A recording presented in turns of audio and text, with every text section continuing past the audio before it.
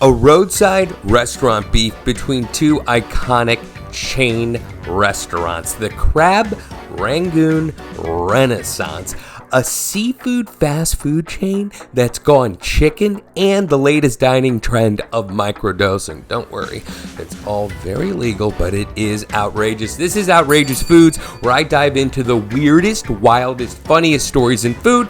Buckle up, because this is going to be a wild ride. All right, folks. Prepare yourself, because this isn't your average food fight. This is Steak and Shake versus Cracker Barrel, and the beef is over a logo. All right, we all know now about the whole Cracker Barrel rebrand. They ditched the old timer.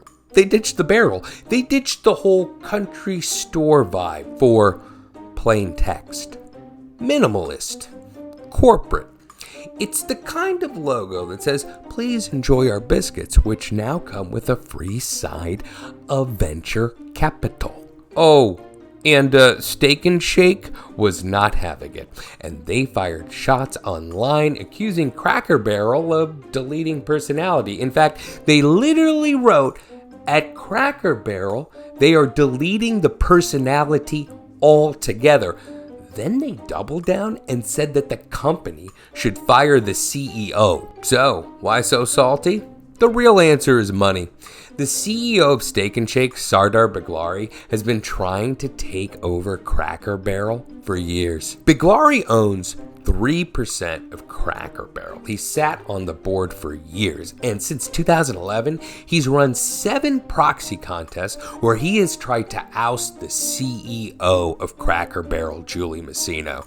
He wants Cracker Barrel bad. What's interesting here is how this war is being played out. Granted, a big part of this had to do with a billboard that Steak and Shake put up, shaming Cracker Barrel for their rebrand fiasco. But there's another important weapon in Steak and Shake's tool shed: social media. Steak and Shake has taken to marketing itself to the MAGA Trump supporters, most notably when they announced that they now use beef tallow to make their french fries, because when you cook french fries in beef tallow, somehow that makes it more healthier than salad. But what isn't up for debate is the opportunity brands now have to market themselves in this current era of division, especially through social media. Now, Steak and Shake isn't the only fast food company who's throwing shade on social media. I'm looking at you too, Wendy's, but they are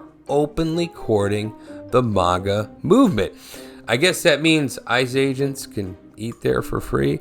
Let's hope they don't ask too many questions about who's working in the back. Outrageous food rating? 10 out of 10. The Crab Rangoon Renaissance is real. The crispy cream cheese icon of every Chinese buffet has gone viral. There's Crab Rangoon dip, Crab Rangoon pizza.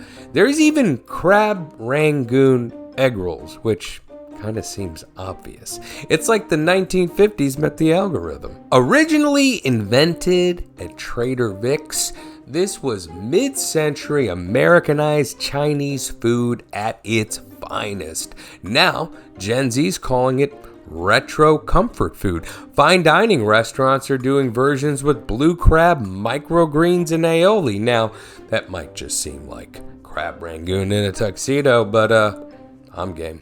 But this second coming of Crab Rangoon actually came in 2021 when a TikTok user named SlothGirl420, yes, that's her username, SlothGirl420, posted a video of her literally eating Crab Rangoons, and it literally got 20 million views, and TikTok just never let it go. Look, people love fried food, cheese, and anything you can dip all of the above into. So, you know what? I'm glad that Crab Rangoon is back. I actually grew up on this stuff in the 80s, and while the versions I had like no crab at all, like literally no crab, I am happy that Crab Rangoon has made itself a little bit of a comeback. And by the way, if someone wants to give me a Crab Rangoon and fill that sucker with blue crab or Dungeness, sign me up. So, outrageous food rating, Crab Rangoon Renaissance, we're going to go 7 out of 10, but it's a 10 out of 10 if you give me that blue crab version. Plot twist time. Long John Silver's, a chain you might remember for, fried fish, definitely those hush puppies, is trading in their anchor for a bucket of chicken. They're literally ditching the seafood logo and testing out a new name. LJS Chicken and Fish. Seafood costs are soaring, and fried chicken is the current king of fast food. So they're pivoting, and let's be real, when's the last time you caught a little bit of fried cod at Long John Silver's? It was always about the hush puppies. Now, before I start roasting the captain, let's get into a little Long John Silver's history. Long John Silver's first set sail in 1969, named after the swashbuckling pirate from Treasure Island. The idea was bring a taste of the seaside, fish and chips to landlocked America, and it worked. By the late 70s, there were over 1,000 locations. And I remember these restaurants with their wooden ship decor, the rope railings. Apparently, there was a bell you would ring when you would get great service. I don't remember that, but I do remember this was premium fried fish Americana days, 80s. But times have changed. Fast food has firmly focused on burgers and fried chicken, and let's be real, fast food and seafood is a tough sell. Plus, seafood has just gone pricier. So now Long John Silver's is focusing on what's crispy, golden, and popular. Nope, not a golden goose, fried chicken. But apparently, we've been underestimating the fried chicken at Long John Silver's that's been on the menu for years. In fact, the senior vice president of marketing at Long John Silver's, by the way, what a job, has said that customers have been raving about the fried chicken there for years. So they are double downing on the fried chicken, not just on the menu, but in the name. And I also want to add this. Years ago, like 20 years ago, my wife, girlfriend at the time, actually brought me some Long John Silver's on a whim just because I hadn't had it in years. And I remember the chicken being pretty darn good. Okay? So I'm actually on board. I think they're doing the right thing. Look, I get it. It's all about survival. But the next thing you know, Red Lobster is going to be dropping burgers and Popeyes is going to be slinging shrimp scampi. Outrageous food rating, 7 out of 10. The seas are rough out there. All right, now it's time to get small. Literally, the latest trend in restaurant is microdosing. And no, it's not psychedelics. It's actually portion control.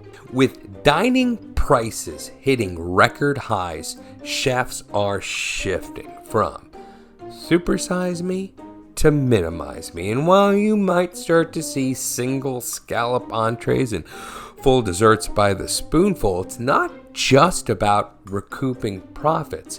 Part of it is recognizing that customers want smaller portions. But this isn't just about dollars and cents inflation. It's about appetite inflation meeting appetite suppression. Over the last few years, the rise of GLP-1 drugs like Ozempic and Wegovy have changed the way a surprising chunk of Americans eat. These meds literally reduce hunger, so some diners are actually ordering less. That means less courses, maybe they're sharing entrees, and restaurants have noticed, and they've definitely noticed when it comes to their profit margin. So what do you do when you're a fine dining chef and half your clientele suddenly eats 6 bites of food? You adapt. You sell the experience instead of selling the idea of quantity. And some restaurants are going all in, and they are calling it microdosed dining, a wellness forward way to eat. Intentional indulgence, they'll call it, or appetite aware cuisine. Translation: small plates, big checks. Now, there's also a cultural piece to all this. Sure, there's been a few years of those viral mukbangs, but there has been decades of Americans doing buffet eating, all you can eat. And now the pendulum is swinging the other way. Turns out the new flex isn't how much you can eat, but how little it takes for you to be satisfied. But I'm sticking to this rule. If I'm spending $100 when I go to a restaurant, the last thing I want to do is hit a drive-thru on the way home. Outrageous food rating? 9 out of 10. Only in 2025 could microdosing go from mushrooms to meatballs. So there you have it. Roadside restaurant rage, crab Rangoon, comebacks, pirates pushing fried chicken, and microdosing food. Outrageous? Always. So, which story blew your mind the most? Drop a comment below, hit that like button, and subscribe for more outrageous foods. And just remember, whether it's crab Rangoon or a restaurant rebrand, there's always something outrageous cooking on this channel.